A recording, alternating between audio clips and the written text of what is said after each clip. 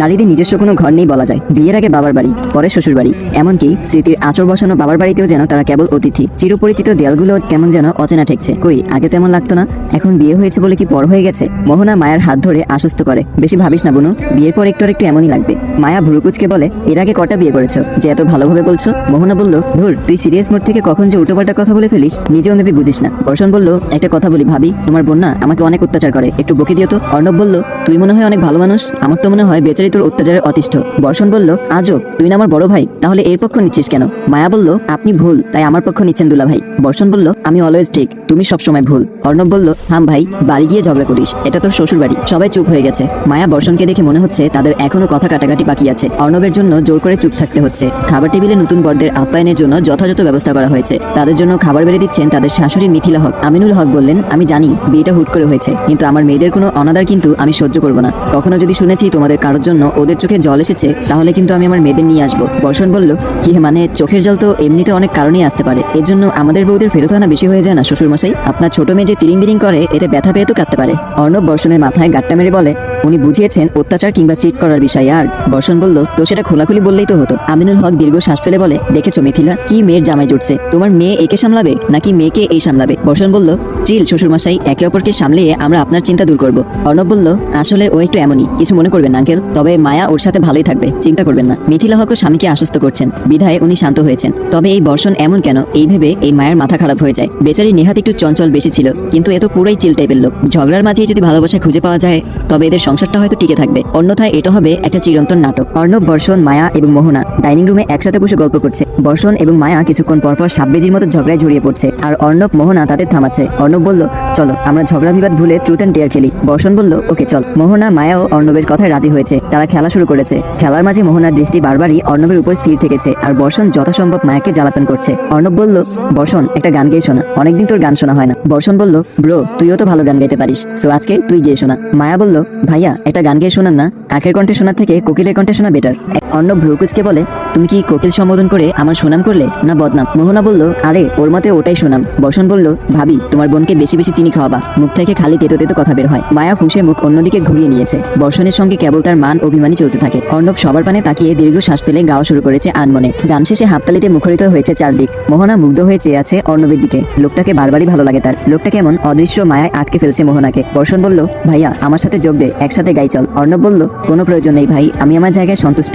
মায়া বলল, ঠিক বলেছেন ভাইয়া, শুধু শুধু এসবে জড়ালে পার্সোনাল লাইফেও রাখবে না কেউ, পরে মিডিয়া সবসময় পেছনে লেগে থাকবে। বর্ষণ বলল, তুমি এখন আমার সাথে থেকে এরকম পরিস্থিতিতে পড়েছো নাকি? মায়া বলল, করিনি কখনো, তবে পড়তে কতক্ষণ। বর্ষণ কিছু বলতে যাবে, কিন্তু তার আগেই অর্ণব থামিয়ে দিয়েছে। পরক্ষণেই কিসের একটা মেসেজ আসায় দুই ভাই উঠে বেরিয়ে গেছে। মায়া মোহনা নিজেদের মতো চুপচাপ বসে আছে। অর্ণব আর বর্ষণ যে বিকেলে বেলায় গেছে এখনো তার দেখা নেই। মায়া বলল, আপু তোমার কি মনে হয় না আমাদের সাথে যা হচ্ছে সব অদ্ভুত? মোহনা ভ্রুকুচকে বলে, এমন কেন মনে হচ্ছে তোর?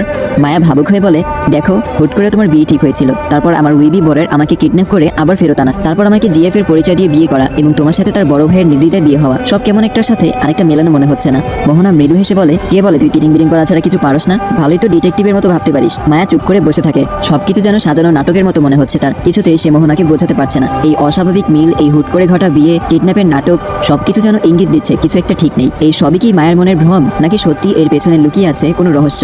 চারিদিকে নিস্তব্ধতা। ধোঁয়াটে আলোয় আবছা দেখা যাচ্ছে ভাঙা গুদাম ঘরের দেয়াল। মাঝে এক কোনায় পড়ে আছে রক্তাক্ত একটা শরীর। তার সামনেই কালো পোশাকধারী একটা লোক দাঁড়িয়ে আছে, যার চোখ দুটো লাল হয়ে জ্বলছে। ঠোঁটের কোণে জেগে উঠেছে শয়তানি একটা হাসি। হাত মুঠো করে একটা মেয়ের ছবির উপর আঙ্গুল বুলিয়ে নিল সে, যেন সেই স্পর্শে কিছুটা শান্তি খোঁজে। আমার চড়ুই পাখিকে আমার থেকে কারার স্পর্ধা দেখানো, হারে হারে বুঝিয়ে দিব এর শাস্তি কতটা ভয়ঙ্কর হতে পারে। ঠান্ডা গলায় কথাগুলো বলেই সামনে পড়ে থাকা লোকটার বুকে পরপর কয়েকটা গুলি চালিয়ে দিল। শব্দ নয়, যেন প্রতিশোধের স্পন্দন ছড়িয়ে পড়লো চারিদিকে। পাশে দাঁড়িয়ে থাকা চেলারাও থমকে গেছে, কেউ নড়ছে না, নিঃশ্বাস নিতেও যেন ভয় পাচ্ছে। লোকটা এবার বাঁকা হেসে বলে, আমার জিনিসের দিকে হাত বাড়িয়েছে ওরা, এবার আমি ওদের দেখাবো কাকে খেলায় নামিয়েছে। অন্ধকার প্রতিশোধের ছায়া কাটিয়ে আহমেদ বাড়ির আঙিনায় তখন অন্য এক খুনসিটির ঝড়। বাড়িতে ঢুকতেই কান ঝালাপালা করে দিচ্ছে অনামিকা। এক হাতে ব্যাগ চুড়ে ফেলে বলা শুরু করেছে, এটা কেমন বাড়ি, দুইটা বিয়ে, আর আমি জানলামই না। নীলিমা বেগম চুপ। বিথি বেগম হেসে বললেন, মামা বাড়ি যাওয়ার পর কল করে বলেছিলাম তো তোর বর্ষণ ভাইয়ের জন্য মেয়ে দেখেছি আমরা। বলেছিলে? কোন ঘুমের ঘরে ছিলাম আমি তখন? আর আমি না বলেছিলাম নিজে পছন্দ করে দেবো বউ, আমার ভাইয়ের বউ আমার পছন্দের হবে। তার গলাটা কেঁপে উঠলো, চোখে পানি টলমল করছে। সবাই মিলেই আমার স্বপ্নে এক বালতি পানি ঢেলে দিল, দুইটা বিয়েই তো দিয়ে দিল, আমাকে এর মাঝে হস্তক্ষেপ করানোর প্রয়োজন বোধ করলে না? হ্যাঁ? বর্ষণ বলল, চিল কর, আমাদের বউ চয়েস করতে পারিসনি তো কি হয়েছে? নিজের ছেলের বউ নিজে পছন্দ করিস কেমন? অনামিকা গাল ফুলিয়ে বলে, তুমি তো কথাই বলবা না, এসবের পিছনে তুমি হলো মাস্টার মাইন্ড। আমার কত শখ ছিল তোমাদের বিয়েতে ভাবিদের সাথে ম্যাচিং শাড়ি পরবো। ধুর। বর্ষণ বলল, তোর বিয়ে বিয়েতে ভাবিদের সাথে ম্যাচিং শাড়ি পরিস। অর্ণব বলল, অনু শান্ত হ বোন, বিয়ে তো হয়ে গেছে, এখন তুই তোর ভাবিদের সাথে বন্ধুত্ব করে নে, তাহলেই তো হয়। অনামিকা গাল ফুলিয়ে বসে আছে, তার আপাতত ভীষণ রাগ হচ্ছে সবার উপর। মেয়েটা কিছু হলেই গাল ফুলিয়ে বসে থাকে। মায়া হালকা কেসে বলে, হাই অনু, নাকি তোমার নাম জানি না। অনামিকা মায়ের দিকে একবার তাকিয়ে পুনরায় চোখ ঘুরিয়ে নিয়েছে। কথা বলতে হলে এইভাবে শুরু করতে হয় না, সুন্দর লাগে না এই কথা। মায়া বলল, আসলে আমি তো পারি না, তুমি শিখিয়ে দাও। অনামিকা মায়ের দিকে ফিরে বলে, আমি অনামিকা, তুমি? মায়া মৃদু হেসে বলে, আমি মায়া, তোমার ভাবি। অনামিকা ভ্রুকুচকে বলে, তুমি কোনটার বউ, উল্লুক ভাইয়ের বউ নাকি ভাল্লুক ভাইয়ের? মায়া ঠোঁট টিপে হাসে, এই আবার কেমন নাম, কে কোনটা? অনামিকা চোখ টিপ দিয়ে বলে, আরে ভাবি, এটা অনুর দেওয়ার ডিজিটাল নাম। উল্লুক হচ্ছে অর্ণব ভাই আর ভাল্লুক হচ্ছে বর্ষণ ভাই। মায়া খিলখিলিয়ে হেসে দিয়েছে, তাহলে আমি ভাল্লুকের বউ? মোহনা সিঁড়ি দিয়ে নামতে নামতে কৌতূহলী কণ্ঠে শুধালো, তা দুজনকে নিয়ে কি হাসাহাসি করছো? অনামিকা হেসে বলে, বলছিলাম তুমি বুঝি উল্লুক ভাইয়ের বউ? মোহনা থতমত খেয়ে বলে, কি বলছো? মায়া হেসে বলে, আমি বলছি আপু। পরক্ষণে আসল ঘটনা শুনে মোহনাও হেসে ফেলেছে। ননদ ভাবিরা মিলে একটা টিম গড়ে ফেলেছে বলা যায়। দিন বেশ আনন্দ এবং খুনসুটির মাঝেই কেটে চলেছে সকলের। একসাথে থাকতে থাকতে না চাইতেই তৈরি হয়ে যায় একটা অদ্ভুত টান, যেন প্রতিদিনের ঝগড়ায় এক একটা বাদন হয়ে গেঁথে দেয়। মায়া আর বর্ষণ যেন আলাদা পৃথিবীর মানুষ, তবু একে অপরকে ছাড়া যেন দিন চলে না। ঝগড়া, ঠাট্টা, অভিমান সবই যেন একরকম অভ্যেস হয়ে গেছে। আর সেই অভ্যেসের নামই হয়তো ভালো লাগা। কেউ দেখলে ভাববে এরা সারাক্ষণ তর্কে মেতে থাকে, কিন্তু যারা ভেতরের গল্পটা জানে তারা জানে ঝগড়াগুলোতেই লুকিয়ে আছে ছোট ছোট ভালোবাসা।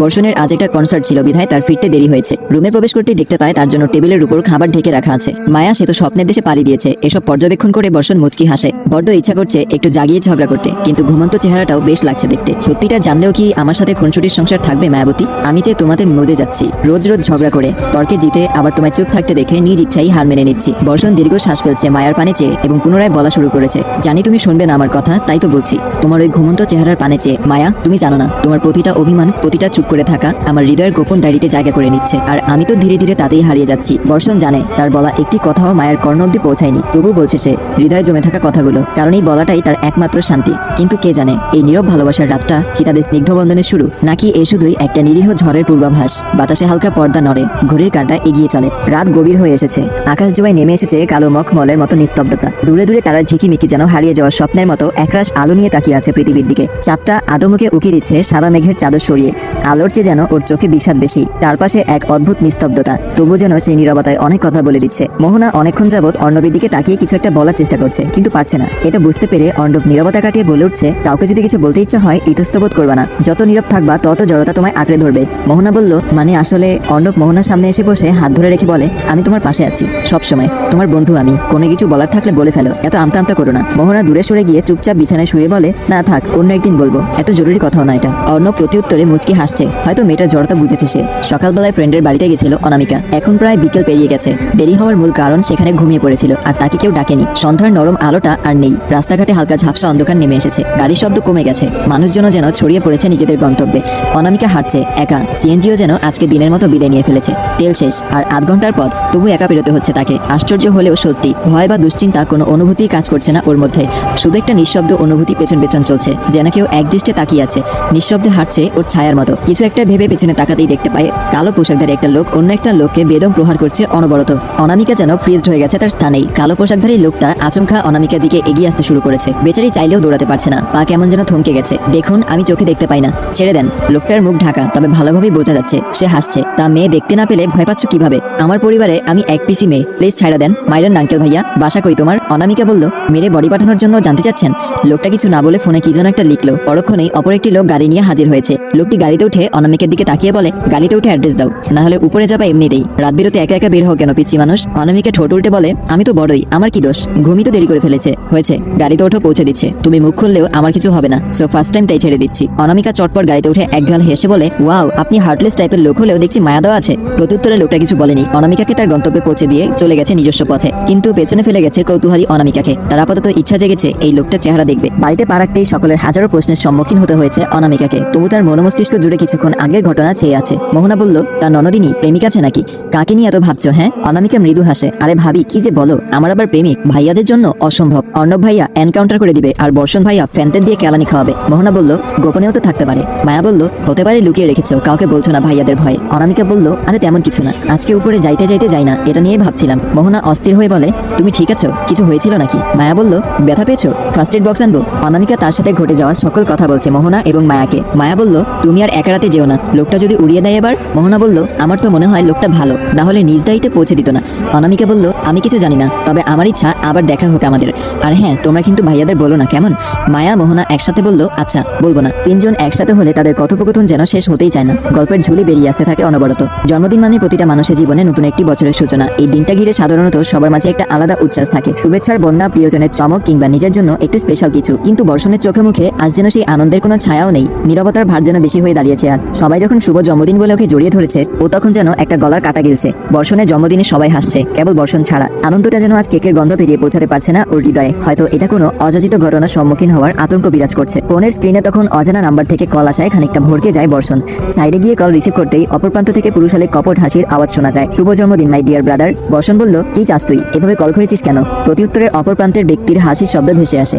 বড্ড কষ্ট হচ্ছে। আমি তোকে উইশ করলাম, বিনিময়ে তুই এরকম ভাবে কথা বলছিস। So bad. বর্ষণ বলল, দেখ তুই খারাপ আমি জানি, আর তুইও জানিস যে আমিও ভালো মানুষ নই। সো হেয়ালি করিস না একদম। অপর প্রান্তের ব্যক্তি শান্ত গলায় বলল, I know who are you and who I am. So আমি চাই সবাই জানো। বর্ষণ বলল, দেখ আমি শত্রুতা চাই না, আমরা তো বন্ধুত্ব করতে পারি। অপর প্রান্তের ব্যক্তির কণ্ঠ যেন মুহূর্তেই কঠোর শোনালো। আমার সব তুই কেড়েছিস, এবার কড়াই গন্ডায় ছিনিয়ে নিতে আসবো আমি। বর্ষণ দীর্ঘ শ্বাস ফেলে বলে, তুই বরাবরই ভুল বুঝেছিস। অপর প্রান্ত থেকে আর কথা শোনা গেল না, হয়তো কল কেটে দিয়েছে। বর্ষণ ফোনের স্ক্রিনে তাকিয়ে দীর্ঘ শ্বাস ফেললো। সবাই সত্যিটা জানলে কি বর্ষণকে ভুল বুঝবে? বর্ষণ মনমরা হয়ে ছাদের এক কোণে বসে বসে আকাশের পানে চেয়ে হয়তো তারা গুনছে। মায়া বুঝতে পারছে এই লোকটার কিছু তো হয়েছে, না হলে এতক্ষণে ঝগড়া করতো, হই হুল্লোড় করতো। তা না হওয়ায় নিজেই এগিয়ে গেছে। আজকে চাঁদটা উল্টো দিকে উঠেছে কিনা তা দেখছেন বুঝি? বর্ষণ ভ্রুকুচকে মায়ের দিকে তাকায়। মায়া মুচকি হাসি দিয়ে বর্ষণের পাশে বসে পুনরায় শুধালো, রাতের বেলা চাঁদ দেখা ভালো, তবে অতিরিক্ত নয়, কারণ জন্মদিনের দিন এমন হাবভাব দেবদাস হওয়ার লক্ষণ। বর্ষণ হচকচে উঠে তারপর হেসে বলে, মায়ার বাচ্চি, তুমি কি আমাকে একটু সিরিয়াস হতে দিবা না, তাই না? একটু ভদ্র হয়ে গেছিলাম, তোমার চক্করে এই ভদ্র সত্তা ধরে রাখতে পারলাম না। চলো এর শাস্তি স্বরূপ ছাদ থেকে ফেলে দেই। মায়া লাফিয়ে উঠে দৌড় দিছে। একদম না, ফালানো তো দূরের কথা, নাগালেও পাবেন না আমার। বর্ষণও মুচকি হেসে মায়ের পিছনে ছুটতে লাগলো। তারা এখনো একে অপরের ভালোবাসায় আটকা পড়েনি, তবু একে অপরের সুখ দুঃখের সঙ্গী ঠিকই হয়ে উঠেছে। মোহনা রুমে প্রবেশ করতেই চমকে যায়। বিছানার উপর কিছু গিফটের প্যাকেট রাখা আছে। অর্ণব মোহনার দিকে তাকিয়ে হাসছে। হাসছেন কেন? অর্ণব মৃদু হেসে বলে, এমনি, তোমার জন্য গিফট আছে, দেখো পছন্দ হয় কিনা। মোহনা ভ্রুকুচকে বলে, জন্মদিন আপনার ভাইয়ের, অথচ গিফট দিচ্ছেন আমায়? অর্ণব বলল, আমার বাবা আমাকে শিখিয়েছে, বুঝলে তো, সুযোগ পেলেই বউকে গিফট করতে হয়, তাহলে বউকে খুশি রাখা যায়। আমি নিজ থেকে করছি না, সত্যি মা বলেছিল তোমার জন্য কিছু কিনে আনতে। মোহনা অর্ণবের কথা বিশ্বাস করলো নাকি বোঝা গেল না। সে গিফটগুলো খুলে দেখতে লাগলো কি কি আছে। মোহনা দীর্ঘশ্বাস ফেলে বলে, এগুলো কি? আমি চাইছি নাকি? শুধু শুধু টাকা নষ্ট করলেন। অর্ণব হতাশ হয়ে বলে, ধুর, তোমরা বউরা খুশি কিভাবে হও বলো তো? কত কষ্ট করে বেছে বেছে এনেছি জানো? মোহনা নরম গলায় শুধালো, আরে ওইভাবে বলিনি, আমার সব পছন্দ হয়েছে, কিন্তু 3টা শাড়ি, লাল নীল কালো, 6টা উপন্যাসের বই, 12 জোড়া কাচের চুড়ি, এগুলো একটু বেশি হয়ে গেল না? অর্ণব প্রতিবাদের স্বরে বলল, আমি আমার বউকে যা মন চাই গিফট করেছি, তুমি এই নিয়ে কথা বলার কে? হ্যাঁ, চুপচাপ এগুলো রাখো। মোহনা বলল, কথা ওইটা না, কথা হচ্ছে আপনি কি নামতা গুনে এসব কিনেছেন? অর্ণব মোহনার কথায় খুব একটা পাত্তা না দিয়ে বিছানার এক সাইডে আরাম করে শুয়ে পড়েছে। মোহনা পুনরায় একই কথা জিজ্ঞেস করলো। অর্ণব ঘুম ঘুম চোখে মোহনার দিকে তাকিয়ে বলল, এইটুকু বুঝো না, ভাগ করেছি 2 দিয়ে, 12 দিয়ে শুরু করেছি এবং 3 দিয়ে শেষ করেছি। মোহনা থতমত খেয়ে অর্ণবের দিকে তাকিয়ে আছে, কিন্তু অর্ণবের তাতে খেয়াল নেই। সে গভীর ঘুমে আচ্ছন্ন হয়ে গেছে। আজ রাতটা যেন এক একজনের জন্য এক এক রকম, কারোর জন্য আনন্দের, কারোর জন্য বিষণ্ণতার, তবে কোনো অনুভূতি যেন ছুঁতে পারছে না অনামিকাকে। সে বসে আছে, চোখের পাতার ফাঁকে কল্পনায় এঁকে চলেছে সেই অচেনা আগন্তুককে, অথচ কাগজের পাতায় আঁকা হচ্ছে না। যাকে মাত্র এক ঝলক দেখেছিল সেই এখন মনে গভীর দাগ কেটে গেছে। তার সাথে আবার দেখা না হওয়া পর্যন্ত মনে হচ্ছে আগন্তুক নয়, যেন কোনো অদৃশ্য অভিশাপ ভর করেছে তার মনে। সেই লোকটা এখন অনামিকার অবচেতন মস্তিষ্কে এক আশ্চর্য ভূত হয়ে ঘুরে বেড়াচ্ছে।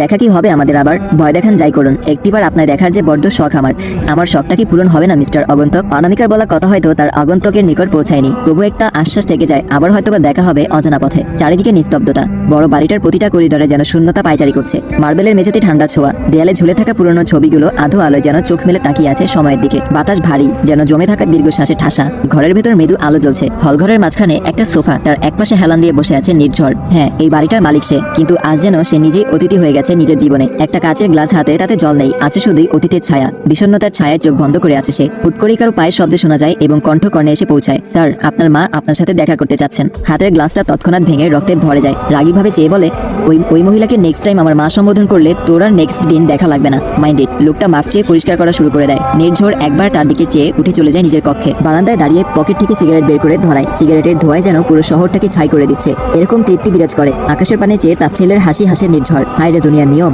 যে পেয়েছে সব একসাথে পেয়েছে, আর যে পায়নি সে পুরোপুরি নিশ্চয়ই থেকেছে সব দিকেই। এ যেন ধোঁয়ার সাথেই হাওয়ায় মিলিয়ে যাওয়া নির্ঝরের হাহাকার। রাতটা তখনও নিস্তব্ধ, শুধু কেউ জানে না এই রাতেই কিছু সম্পর্ক বদলে যায়, কিছু প্রশ্ন কোনোদিন আর উত্তর পায় না। আসসালামু আলাইকুম, এখানেই শেষ করছি আজকের পর্ব। সো দেখা হবে পরবর্তী ভিডিওতে। সবাই সুস্থ থাকবেন, ভালো থাকবেন, আল্লাহ হাফেজ।